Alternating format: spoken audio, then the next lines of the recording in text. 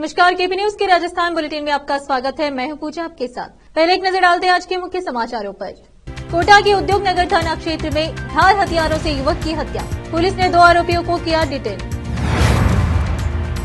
सत्ता में आई नवीन सरकार से अपने वादों को पूर्ण करने की मांग करता है भाकिस जगदीश कलमंडा। दोनों शूटर्स का नया सीसीटीवी फुटेज आया सामने, एक और साथी की हुई पहचान। राजस्थान में सीएम के नाम पर सस्पेंस होगा खत्म, कल जयपुर में अहम बैठक।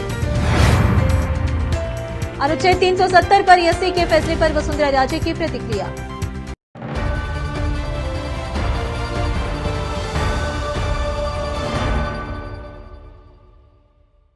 समाचारों का सिलसिला शुरू करते हुए देखते हैं समाचार विस्तार से। कोटा शहर के उद्योग नगर थाना क्षेत्र में देर रात मामूली विवाद में युवक की गला रेतकर हत्या करने का मामला सामने आया है। मोहल्ले के युवकों ने ही मारपीट की पुरानी रंजिश के चलते वारदात को अंजाम दिया है। आरोपियों ने युवक को दोस्त के जरिए एक मंदिर के पास बुलवाया, फिर घेर कर उस पर हमला कर दिया, उसे नाले में पटक कर फरार हो गए। गंभीर हालत में परिजन उसे अस्पताल लेकर पहुंचे, जहां चिकित्सकों ने उसे मृत घोषित कर दिया। घटना रविवार रात 11 बजे कोटा शहर के इंदिरा गांधी नगर की है। पुलिस ने बताया कि पुरानी रंजिश को लेकर मोहल्ले के युवकों ने ही वारदात को अंजाम दिया है। मृतक राहुल वाल्मीकि इंदिरा गांधी नगर हरिजन बस्ती का रहने वाला था। राहुल के पड़ोसी पंकज घेगट ने बताया कि रात 11 बजे की घटना है। राहुल घर पर खाना खा रहा था, उसका दोस्त राहुल उर्फ डोंगा बुलाने आया। दोनों घर से बाहर आए और कंसुआ हनुमान मंदिर के पास पहुंचे। वहां पहले से ही सुनील उर्फ बाबू पांचाल, करिया उर्फ वीरेंद्र अपने साथियों के साथ घात लगाए बैठे थे। उन्होंने राहुल वाल्मीकि पर हमला कर दिया। कोटा से संवाददाता आसिफ खान की रिपोर्ट।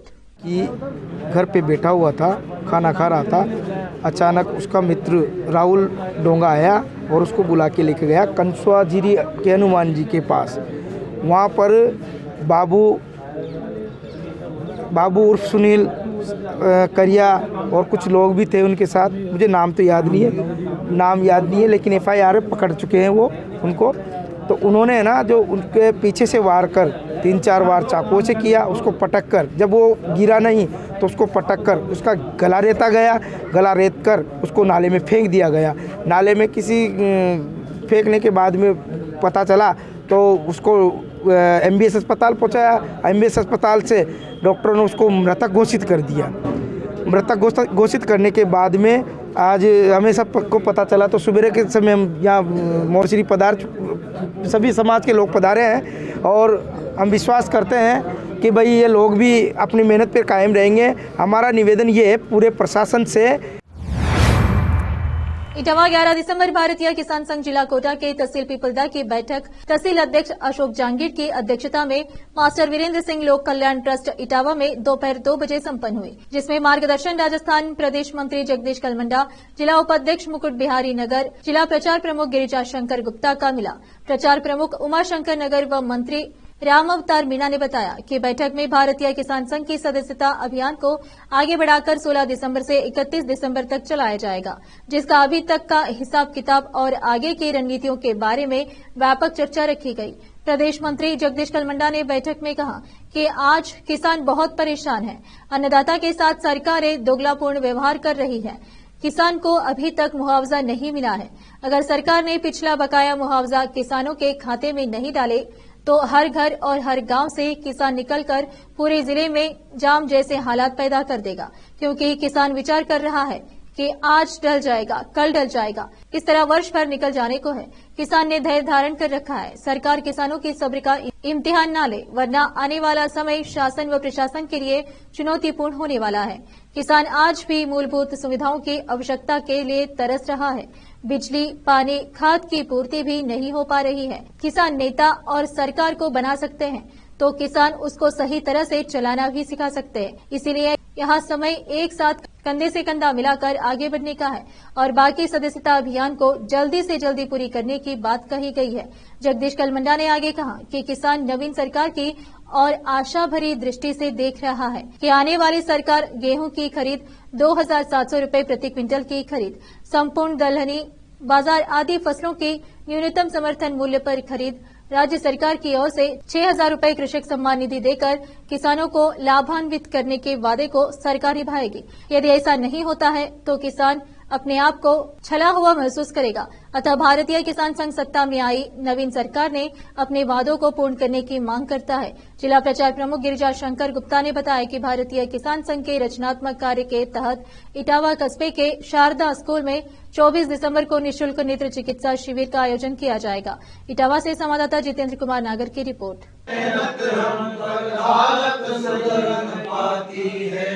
इनके पोलादी पंजों से मुक्ति दिलाने वाले हम, इनके पोलादी पंजों से मुक्ति दिलाने वाले हम, शोषित पीड़ित हर किसान का भाग्य जगाने वाले हम, शोषित पीड़ित हर किसान का भाग्य जगाने वाले हम। अपना पथ आसान नहीं है, ये भी हमने जाना है। राजस्थान में विधानसभा चुनाव का दंगल पूरा हो गया और अब कांग्रेस भाजपा के हारे नेताओं और पूर्व प्रत्याशियों की नजरें लोकसभा चुनाव में प्रत्याशी बनने पर टिक गई है। ऐसे नेताओं ने अभी से प्रत्याशी बनने के लिए बड़े नेताओं के यहां अपनी अपनी लॉबिंग शुरू कर दी है। जयपुर में 2 लोकसभा सीटें हैं, जिनमें एक जयपुर और दूसरी जयपुर ग्रामीण की सीटें हैं। पिछले 2 चुनावों से इन दोनों सीटों पर भाजपा के सांसद बने थे। जयपुर शहर में रामचरण बोहरा और ग्रामीण में राज्यवर्धन सिंह राठौर जीते थे। अब राठौर तो विधानसभा सीट जोटवाड़ा से विधायक चुने जा चुके हैं। ऐसे में भाजपा को तो इस सीट पर नया चेहरा तलाशना होगा। कांग्रेस में जयपुर की सीट पर सिविल लाइन्स सीट से हारे पूर्व मंत्री प्रताप सिंह खाचरी आवास हवा महल से बहुत कम वोट से हारे। आर तिवारी पूर्व सांसद महेश जोशी की नजरें बताई जा रही है। हालांकि कई अन्य नेता भी टिकट की दौड़ में लगेंगे। खाचरी आवास को भाजपा के गोपाल शर्मा ने 28,000 वोटों से हराया। वहीं हवा महल से तिवारी करीब 900 वोटों से हारे। महेश जोशी का इस बार कांग्रेस ने टिकट काट दिया था। भाजपा में जयपुर शहर में वर्तमान सांसद रामचरण बोहरा के साथ ही पूर्व मंत्री अरुण चतुर्वेदी, पूर्व विधायक अशोक लाहौटी और कई अन्य नेताओं के नाम की चर्चा शुरू हो गई है। चतुर्वेदी को सिविल लाइन्स और लाहौटी को विधानसभा का टिकट नहीं दिया गया था। ऐसे में ये अब लोकसभा के लिए दावेदारी कर सकते हैं। कांग्रेस में जयपुर ग्रामीण सीट से पूर्व विधायक और मंत्री रहे राजेंद्र सिंह यादव, विराटनगर से पूर्व विधायक इंद्राज गुज्जर सहित कुछ और नेताओं के नाम की चर्चा शुरू हो गई। वहीं भाजपा में सतीश पुनिया, राजपाल सिंह शेखावत और युवा मोर्चा प्रदेश अध्यक्ष अंकित चेची सहित अन्य नेताओं के नाम सामने आने लगे हैं। शहर में रात्रिकालीन सफाई सिर्फ दिखावा साबित हो रही है। ऐसा नहीं कि रात को झाड़ू नहीं लग रही। नाइट स्वीपिंग के नाम पर पूरे शहर में सिर्फ 148 सफाई कर्मचारी लगा रखे हैं, जिनके जिम्मे शहर के पूरे बाजार है। ऐसे में सभी बाजारों में रात को सफाई नहीं हो पा रही है। ये कर्मचारी भी नियमित बाजारों में नहीं पहुंच रहे हैं। हेरिटेज नगर निगम क्षेत्र में मुख्य बाजार होने के बाद भी नगर निगम प्रशासन नाइट स्वीपिंग को लेकर कोई ध्यान नहीं दे रहा है। हेरिटेज निगम के परकोट के 15 बड़े बाजार के साथ कई छोटे बाजार भी है, लेकिन इन बाजारों में नाइट स्वीपिंग के लिए सिर्फ 55 कर्मचारी ही लगा रखे हैं। हालांकि निगम सभी बाजारों में नाइट स्वीपिंग नहीं करवा रहा है। सिर्फ 6 बाजारों में ही नाइट स्वीपिंग का काम हो रहा है, लेकिन कर्मचारी कम होने से बाजारों में पूरी तरह रात को सफाई नहीं हो पा रही है। इन बाजारों में एक बाजार में सिर्फ 5 से 6 कर्मचारी लगा रखे हैं, जिनमें भी सफाई करने के लिए 4-5 कर्मचारी ही आ पा रहे हैं। जयपुर ग्रेटर नगर निगम के 7 जोन क्षेत्रों के बाजारों के लिए सिर्फ 93 सफाई कर्मचारी लगा रखे हैं, जो बहुत कम है। ग्रेटर निगम में सभी बिहारी बाजार आते हैं। इनमें करीब 30 से अधिक बड़े बाजार शामिल हैं, लेकिन नाइट स्वीपिंग के नाम पर गिने चुने बाजारों में ही सफाई हो रही है। जानकारों की माने तो ग्रेटर निगम क्षेत्र में नाइट स्वीपिंग के लिए करीब 400 से अधिक सफाई कर्मचारी होने चाहिए।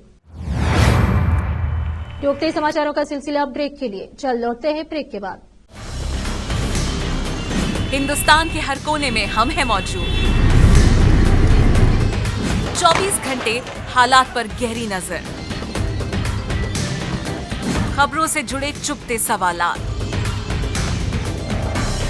और आपको दिखाता है धार्मिक, सामाजिक, राजनीतिक,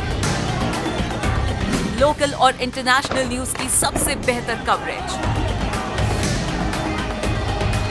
जो आपको रखती है हर पल बाखबर।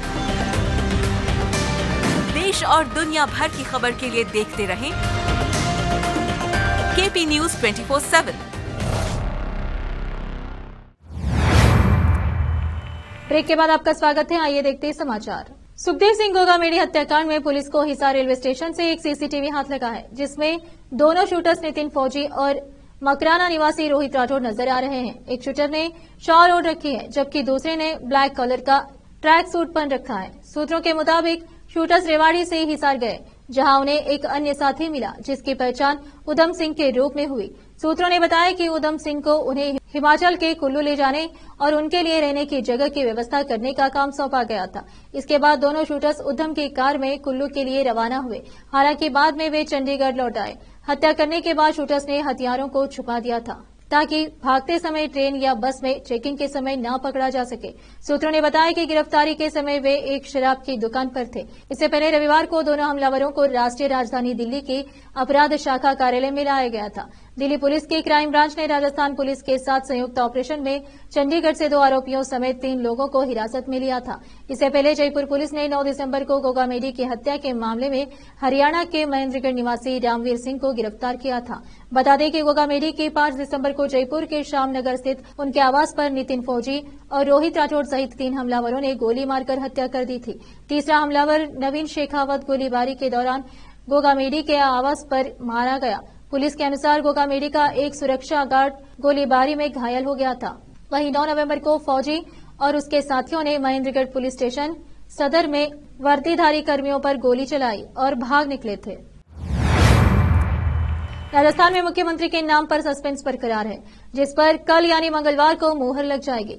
जयपुर में कल सुबह 10:30 पर बीजेपी विधायक दल की बैठक बुलाई गई है। राजस्थान में सीएम के नाम के ऐलान के पहले वसुंधरा राजे का प्रेशर पॉलिटिक्स भी जारी है। वह इस बार भी मुख्यमंत्री पद के लिए जोर आजमाइश में लगी है। राजस्थान बीजेपी के कई विधायकों का वसुंधरा राजे से मुलाकात करने का सिलसिला शुरू है। रविवार को 1 दर्जन विधायक वसुंधरा के आवास पर उनसे मुलाकात करने वालों में अजय सिंह किलक, बाबू सिंह राठौड़, अंशुमन भाटी समेत कई विधायकों का नाम शामिल है। वसुंधरा राजे जयपुर से लेकर दिल्ली तक की जमीन नाप चुकी है। जयपुर में बीजेपी के 60 से ज्यादा नए विधायकों से मुलाकात कर चुकी है। राजस्थान में 200 में से 199 सीटों पर हुई वोटिंग में बीजेपी ने बड़ी जीत हासिल की। पार्टी ने 115 सीटों पर जीत हासिल दर्ज कर बहुमत पा लिया है। वहीं 59 सीटों पर कांग्रेस को जीत मिली। ऐसे में नतीजे आने के बाद से सीएम चेहरे पर सस्पेंस बना हुआ है।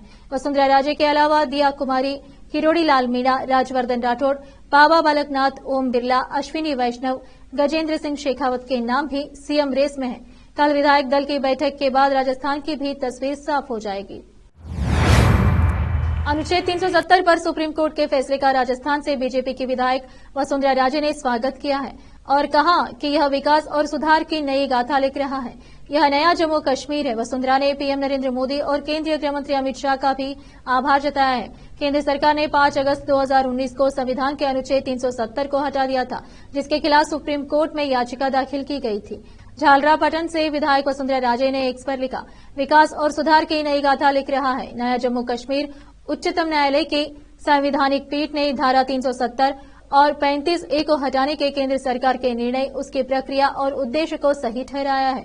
यह निर्णय यशस्वी प्रधानमंत्री श्री नरेंद्र मोदी जी के एक भारत श्रेष्ठ भारत के विजन पर विश्वास की मोहर है। उन्होंने आगे लिखा, बीजेपी सरकार द्वारा जम्मू कश्मीर को देश की मुख्यधारा से जोड़ने के लिए किए प्रयासों की जीत है। भारत के अभिन्न अंग जम्मू कश्मीर को शांति, विकास और प्रगति के पथ पर बढ़ाने के लिए हम सभी प्रधानमंत्री श्री नरेंद्र मोदी जी एवं केंद्रीय गृह मंत्री श्री अमित शाह जी का आभार व्यक्त करते हैं। जनजातीय जिले बांसवाड़ा के खटुल पंचायत समिति के गुलियावाड़ा गांव में 1988 से अब तक पति पत्नी ही सरपंच बनते आ रहे हैं, जिसके चलते पूरे जिले में यह सरपंच दंपति के रूप में पहचाने जाने लगे हैं। गोलियावाड़ा पंचायत में 1988 में सबसे पहले मोहनलाल माइडा सरपंच बने। इसके बाद जब यह सीट महिलाओं के लिए आरक्षित हुई तो उनकी पत्नी शारदा माइडा ने यहां से सरपंच का चुनाव जीता। यानी 35 साल से लगातार इस पंचायत में माइडा दंपति का राज है। शारदा माइडा वर्तमान में तीसरी बार की सरपंच बनी है, तो पति मोहनलाल 4 बार सरपंच बन चुके हैं। पति पत्नी के लगातार सरपंच बनने का कारण इनका सरल स्वभाव, ग्रामीणों से जुड़ाव और क्षेत्र में विकास के काम को बताया जा रहा है। ग्रामीण बताते हैं कि गांव में इस दंपति को चुनाव हराने के लिए हर बार और लोग भी खड़े हुए, लेकिन वह जीत नहीं पाए। गोलियावाड़ा में मोहनलाल माइडा पहली बार 1988 में सरपंच बने। तब यहाँ खेराव पंचायत हुआ करती थी। उसके बाद परिसीमन में 1995 में खेरवा पंचायत को 2 भाग हो गए और गोलियावाड़ा नई पंचायत बनाई गई। इसमें 1995 में सरपंच के चुनाव हुए। इसमें दूसरी बार फिर मोहनलाल ने जीत हासिल की। फिर से एक नजर मुख्य समाचारों पर। कोटा के उद्योग नगर थाना क्षेत्र में धार हथियारों से युवक की हत्या। पुलिस ने 2 आरोपियों को किया डिटेन। सत्ता में आई नवीन सरकार से अपने वादों को पूर्ण करने की मांग करता है भाकिस जगदीश कलमंडा। दोनों शूटर्स का नया सीसीटीवी फुटेज आया सामने। एक और साथी की हुई पहचान। राजस्थान में सीएम के नाम पर सस्पेंस होगा खत्म। कल जयपुर में अहम बैठक। अनुच्छेद 370 पर एससी के फैसले पर वसुंधरा राजे की प्रतिक्रिया।